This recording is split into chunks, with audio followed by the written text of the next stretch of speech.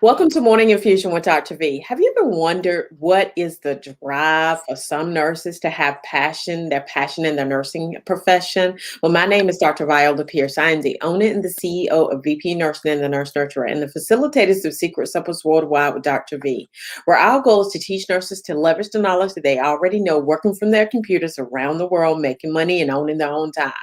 Our goal is to come to you each Monday, Wednesday, and Friday from 7:30 a.m. Eastern Standard Time to 8 a.m. to give you the fuel to crush your goals and to show up exceptional on a daily basis. Know that one of the goals of Morning Infusion with Dr. V is to expose you to leaders that have overcome so that you know that the possibilities are endless. If you are watching on YouTube, don't forget to hit the subscribe button and leave a comment if you were ever told that you would not succeed. And remember to click the calendar link above if you want to create another stream of income and enroll in our 6-month course, VP Nursing Business Academy.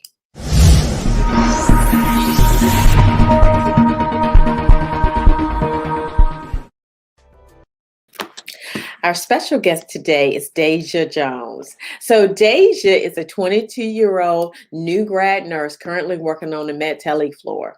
Her free time, she is an up-and-coming social media influencer. She has a YouTube channel called Nurse Deja, along with her Nurse Deja Instagram and TikTok. So welcome, welcome, welcome. How you doing?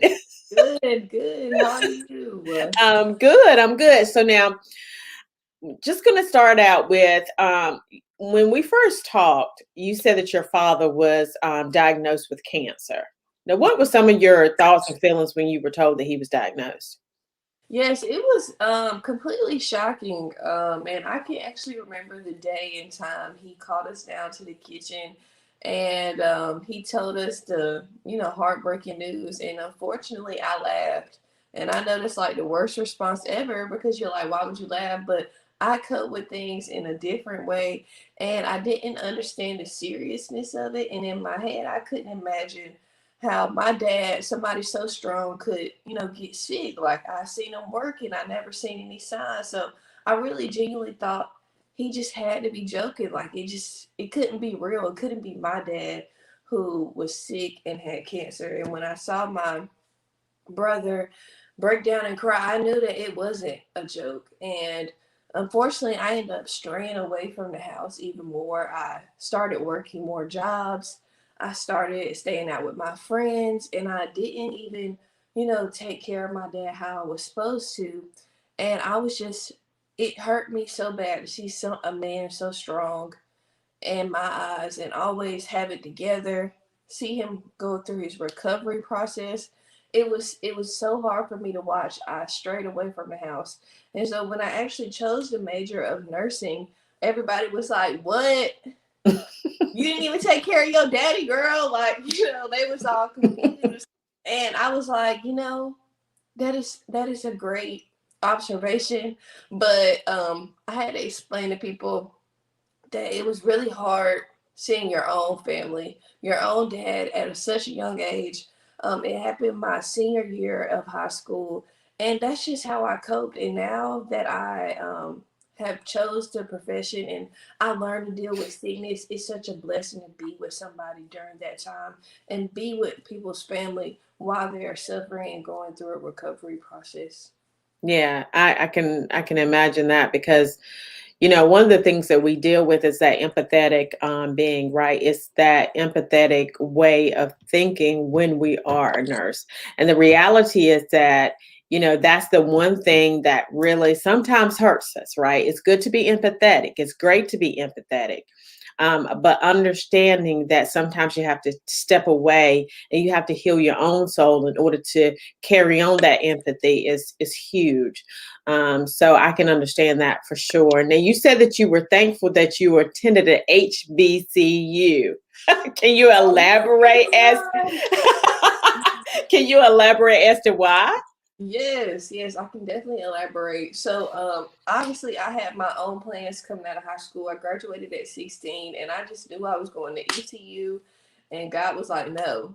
And then I was like, well, I'm gonna come up with a different plan. I was like, I'm gonna go to UNC. God was like, no. And I ended up going to Central and getting in their program. And in the beginning process, I hated it. I hated it because it was so close to home. It was just only like 30 minutes away. I felt like it was super unorganized. But the longer I stayed there, the longer I grew a love for the school, and having a place designated for me, for people of color, for people just to be there and understand exactly what you're going through, especially with these times. Um, just to have somewhere where I knew I felt safe, that this was a designated place. And I feel like I would have never met the family and best friends that I have there.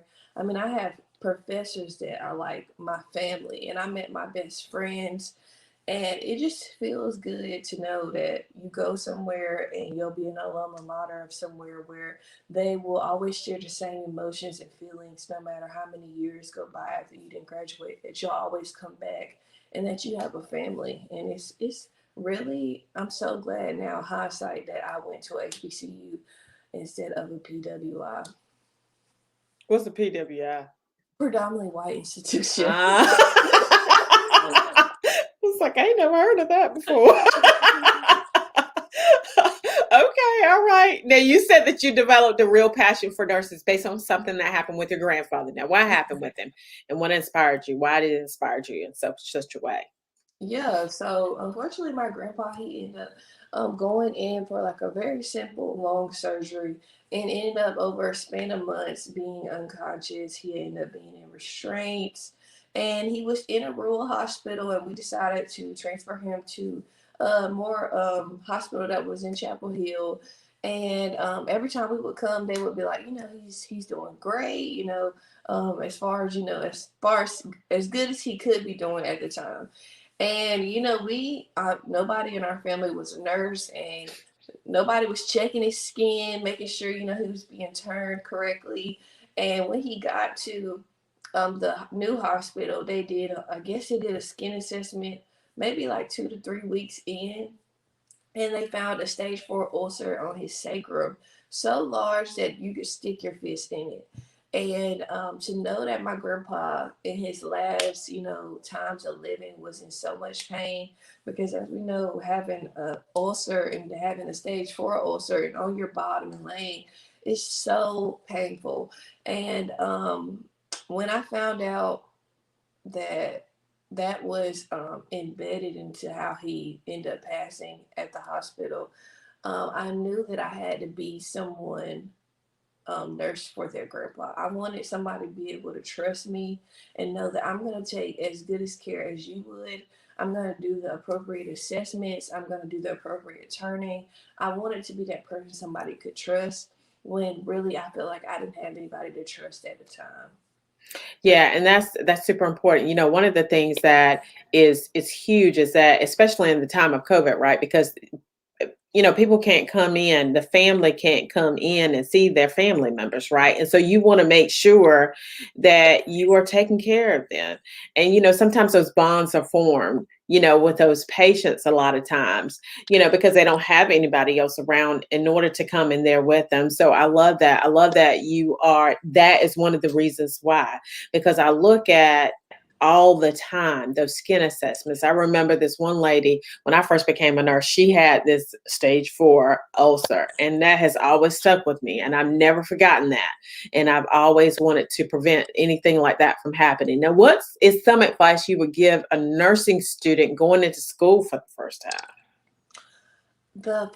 Some of the first advice I would give is that take everyone's experience and advice with a grain of salt, because before I got in nursing school, I was YouTubing, or I was asking people like, how was nursing school, and you hear some real horror stories, like, oh, I failed. Oh, that is the hardest program ever. I mean, it is definitely the hardest program. And you just kind of get like, maybe sometimes can psych yourself out, and just know that like the experience they had in their program will not be the same experience that you have.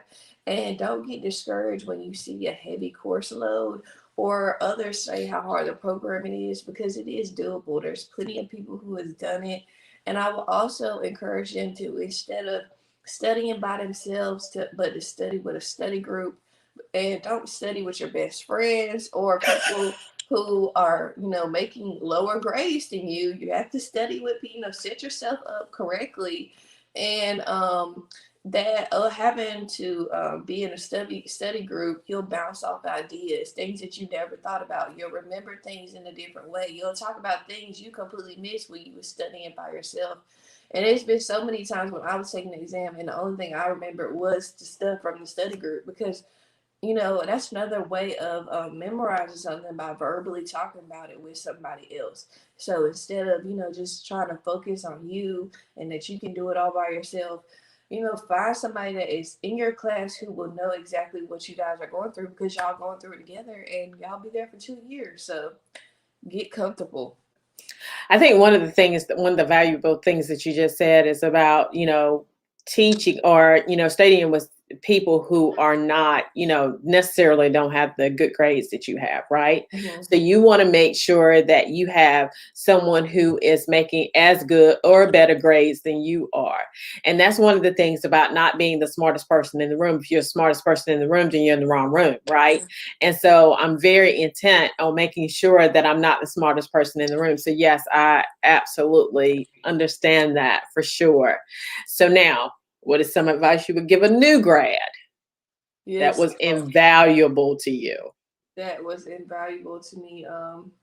Some advice I would give to a new grad, which I'm still currently taking myself, is that when you have the million tasks that we have to do, and we can get caught up in doing this, and this, because everybody's calling us to be present with the patient when you're with the patient. It's easy to get like stressed out with other things, but you have to remember that these are human lives, and people remember, they might not remember what you say to them, but they remember how you made them feel. And during a time where they don't have family, you are really like the basic person that they're talking to. Like, if you don't come in their room, they may see PT, then they're gonna see their NA, but most of the time they're gonna see their nurse. And it's hard when you feel like you got so many things to do. You just trying to like get these meds and get out of the room because you got the next person. But just be in the moment and present with something with the person. And also that this is like a completely time to learn, and to, it's not okay to mess up, but it's okay to mess up, because that's when you learn. And when you learn from your mistake, you share it with other people. Don't keep it to yourself. Try to help prevent, somebody else doing the same exact thing that you did. And to not beat yourself up about it, because this is your learning time. You're not going to just automatically know things. And don't get frustrated with yourself. Just enjoy the process of learning, because your first year you learn so much. You do. You learn a expansive amount of knowledge for sure on that first year. Now, is nursing what you expected? And if not, how did the reality differ from your expectations? Yeah, so fortunately, I was able to get a internship my Uh-huh. last year of my senior year. So I had already was working alongside a nurse for a whole entire year, and I was very comfortable. So it was a very easy like transition. But if we go back to when I was a junior and I had, hadn't started the internship, I thought I was gonna be like educating patients, and patients would just be able to understand why they need to take their medications to prevent them from having reoccurring hospitalized stays. Instead, it's not like that. No. Number one, you barely have time to educate. That's one thing. Second thing is you can educate, and when homie get home, he feel like, we just died. We diarrhea him, so he good for 3 months. He don't need to take his medication for 3 months, because we just got all that fluid off of him, and by the time it builds up for another 3 months, he'll be ready to come back to the hospital. And that's literally how people think, and it's hard. And sometimes you can even get kind of like cold hearted, because you're just like, bruh, come on. I have talked to you. This is like your third hospitalization with me. Like, what are you not getting? You complain the whole time you're here, and then we give you all this education. You say you're gonna do it, and then you're back. And so that was probably like the biggest thing. I really thought I was gonna be out here helping people prevent from coming back, and it's not generally like that. And I then, think I think that one of the things that I felt failed to do is that I failed to give the big picture. And so the big picture or the end goal, right? So the end goal is for, if you tell me that I need to stop eating salt because I have congestive heart failure, right? then I'm not as likely to listen to you, right? But if you tell me that, this is you're killing your heart. Okay. At the end of the day, what's going to happen is you're not going to be able to live and you're not going to be able to go and do the things that you need to do. Or if I have diabetes and if you continue on and you don't take your medications like you do, then you may end up on dialysis, that end game, right? Mhm. Understanding what the ultimate goal is. And that is one thing that I had to learn to do and give the patient that information. And then once I gave the patient that information, because I would spend hours in rooms, hours with patients and trying to convince them. And if a patient don't want to do it, the patient is not going to do it. But understanding as well their barriers on the outside of there, right? Mhm. So if they can't, like, there was a patient that had needed to get his medications, but he just didn't understand how to cognitively, you know, do that, right? He had to fill out some form. He didn't have the ability to fill out the form. And so therefore he didn't get his medications. And understanding what happens once they leave your hospital is probably one of the biggest things that I have learned that has helped me understand, because I feel like the barriers that the patient has, the barriers are sometimes something that we just don't see because we only see them in that hospital setting. And Mhm. so that is something that I truly, truly just really embraced and said, I don't believe people just don't want to do what they need to do. Sometimes there are Well, it's some definitely always a reason. reason, right? Financial. They don't like the side effects. They don't want to cough. They don't. They don't. My wife usually do it. Have a. I mean, like almost. I want to say like this is fake numbers here, but 75% of males that are above the age 60 don't know what they're taking if they have a wife. Oh, my wife. You need to tell my wife. Like, and I'm just like, no, you need to know. Like, your wife is not here. And they're like, or I come in to get them their morning medications, and like they've never heard any of the names. And I'm like, this is what you've been taking for years. And they're like, oh, my wife just gives it to me. Like, no, it's really, and that's why I can't. I thought it was at first, it was like a pro, not for nurses to not have family there, because when sometimes when family there, they can be like, hounding you, and they'll be, there. And sometimes they can be a little over aggressive. And when the family was gone, we didn't have anybody that was like watching us or reporting to all the time. And now I can't wait for family to come back. I'm so appreciative of them, like, especially because, gosh, like somebody needs to keep these people company. Like it's hard being in the hospital. It's hard to just teach one person and not be able to teach them together, and or just to have that extra help. Like, if a good family member is there, they will help change their loved one. They will help be there for their loved one, help understand if the person has questions. And so I yeah, that's one thing I can't wait for family to be. It's the value of patient and family centered care. One of the things that we used to do in the emergency department is we used to go when we used to do bedside report. And I mean, you still should do bedside report. But one of the things that one of the nurses, I remember, she was like, I don't want to do that.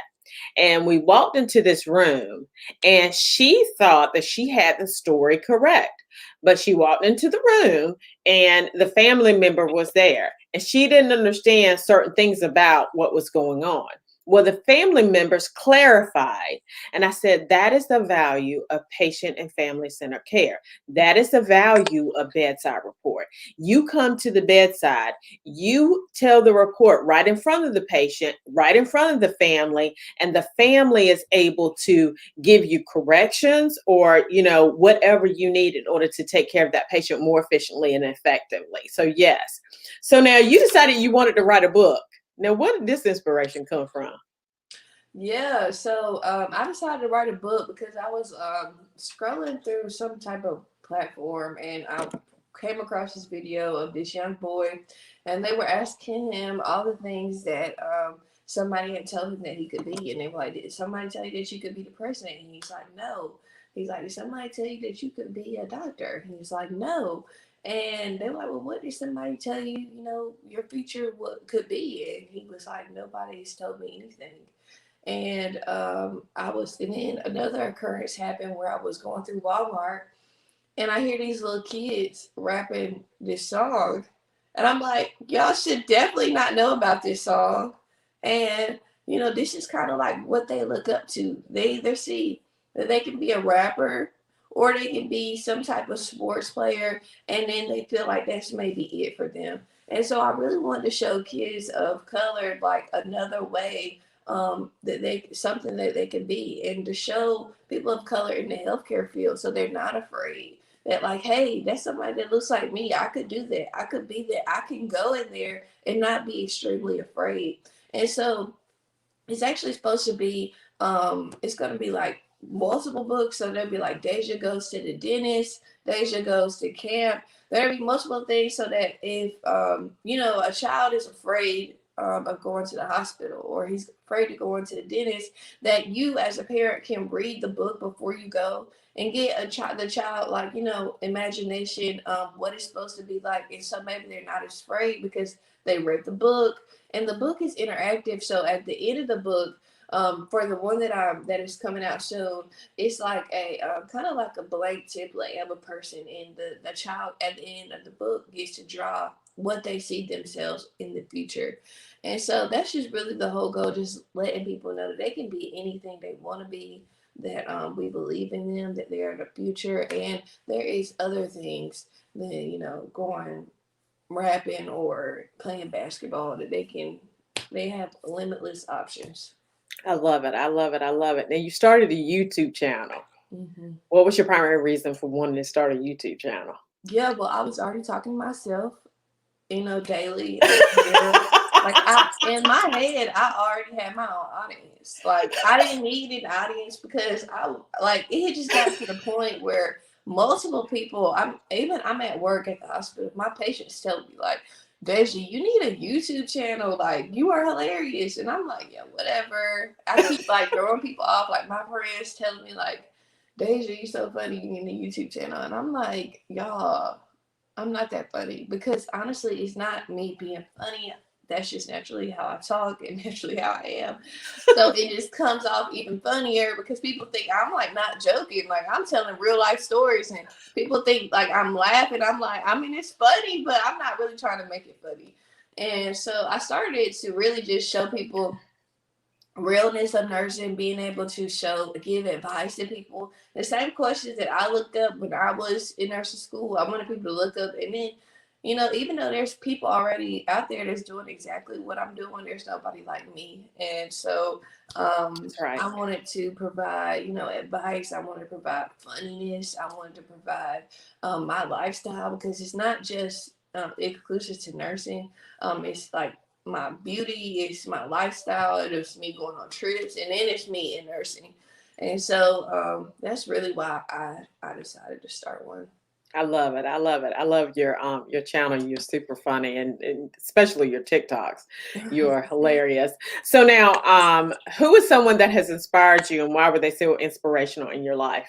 Yeah, so this is a very easy one. It's my mom. I Oh, was thinking about that, and yeah, the reason why I say my mom is because my mom has the biggest heart. I don't know, like, if I just don't have that heart. She is a foster parent, and which she's currently on her next set of foster kids. And every day I'd be like, send them back, because I'm just like, why even deal with this stuff? And when you have a heart for it, like when you have a genuine love to help and care for people, like, it really shows. It shows through her patience, it shows through her love, it shows how she taught to people. And just like, I don't know how she handles, now that I'm gotten older, I realize, oh my God, I'm just like my mom. Like, I can't stand when people leave stuff. I'm like, close the cabinet, please. Like I'm just like her. And it's crazy, everything when I was little that she got on my nerves for. I'm literally doing the same exact things. And it's just, I don't know how she would come home and work and cook and deal with kids and help with homework and not be snappy, like genuinely want to help me figure out this math, and be a good wife and go to church and foster kids. I think if I could be like half the woman she is, then I would be doing a great job. And I just aspire to have that type of heart. that type of giving of myself, and be similar to her. I love it. I love it that this is Mother's Day weekend, Yes. and we're talking about your mom. Mhm. As some of you may know, we graduated. Her mom and I graduated together from high school. Zuki Jones, Zulikia Jones is her mom, and she was so wonderful when we were in high school. And so I can't imagine that she would be any different now. So I'm super excited that what you said, and it's good to give her flowers now and to honor her now.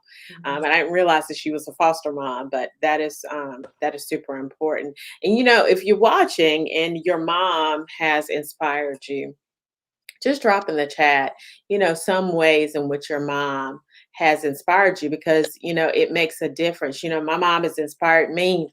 She is such an amazing woman. And one of the things that she did, because I was actually born, there was six stair steps. So she had six children all in a row, right? And then after she had those six children, she had five miscarriages. She had one stillborn. And then she had an IUD placed. And once she had the IUD placed, then 2 years later, she became pregnant with me. Well, because she was over the age of 40, she was a high risk pregnancy, obviously, because of the stillborn and the miscarriages. They told her that she needed to have an abortion. And so she said, no, I'm not going to have an abortion. This is going to be my miracle baby. And literally, she has called me that my entire life. And so, fast forward, I don't know how many years later, but fast forward when I walked across the stage with my doctoral degree on her 89th birthday. And it was because she always said, "You are my miracle baby." And it's important that we pour into our children. It is important that us as mothers, and so today, like whenever I see my grandchildren, I'm like, that's amazing one and amazing two, amazing three, amazing four, amazing five. This is, it's consistent pouring into them to make sure that they grow up to be the people that they are meant to be. So I'm super excited about that. So now, where can the audience find you? Yes, so the audience can find me obviously on YouTube at Nurse Deja. I also have an Instagram, Nurse Deja, and if you don't care about nursing, I have my personal page, Native Love. This is just NATIVELOVEE. And then I also have my TikTok, Nurse Deja, as well. So those are the places you guys can find me. Good, good, good. Now, happy Nurses Week as well. I Thanks. love, I love it. I love it that Nurses Week falls on, right around Mother's Day as well. So happy Nurses Week. Nurses Day was yesterday, but we get to celebrate all week. I really think that we should celebrate all month, actually. So I agree. my name is Dr. Viola Pierce. I'm the owner and CEO of VP Nursing and the Nurse Nurturer and the facilitators of Secret Suppers Worldwide. With our goal is to teach nurses to leverage the knowledge that they already know, working from their computers anywhere around the world, making money and owning their own time. Our goal is to come to you each Monday, Wednesday, and Friday at 7:30 a.m. Eastern Standard Time to give you the fuel to crush your goals and to show up exceptional on a daily basis. Know that one of the goals of Morning Infusion with Dr. V is to expose you to leaders such as Deja that have overcome, so that you know that the possibilities are endless. If you're watching on YouTube, don't forget to hit the subscribe button and leave a comment if you were ever told that you would not succeed. And remember to click the calendar link above if you want to create another stream of income and enroll in our 6-month course, VP Nursing Business Academy. You guys have a phenomenal rest of your day.